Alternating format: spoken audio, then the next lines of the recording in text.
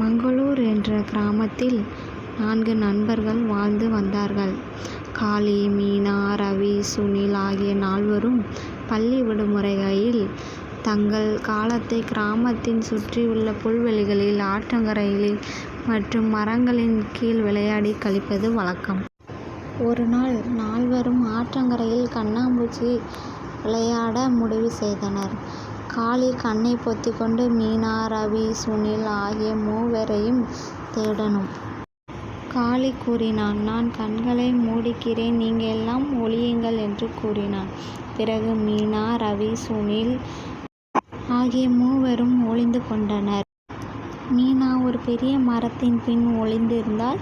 அப்புறம் ரவி ஒரு பசுமையான புல்வெளியில் மண்ணை தோண்டி ஒரு சிறிய குழியில் ஒளிந்திருந்தான்.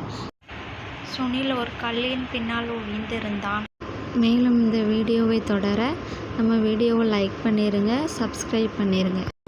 மீனா, நீ எனக்கு தென்படலை என்று காளி கத்தினான்.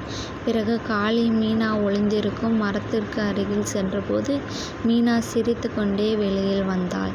மீனா, நான் இங்குதான் இருக்கேன் காளி.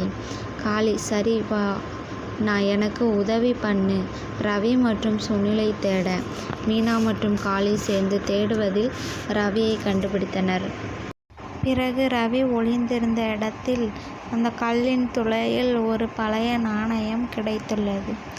அதை ரவி எடுத்து பத்திரமாக கையில் எடுத்து வைத்து கொண்டான்.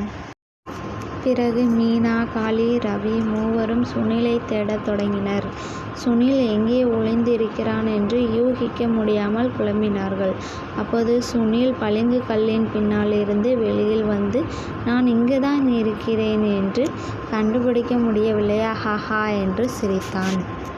பிறகு சுனில் ரவியின் கையில் வைத்திருந்த அந்த பழைய நாணயத்தை பார்த்து, இது மிகவும் பழமையான நாணயம், இது நம் நாட்டின் பொக்கிஷம் என்று அதை அவர்கள் கிராமத்தில் உள்ள மியூசியத்தில் கொடுத்துவிட்டு அனைவரும் சந்தோஷமாக அவர்கள் வீட்டுக்கு சென்றனர்.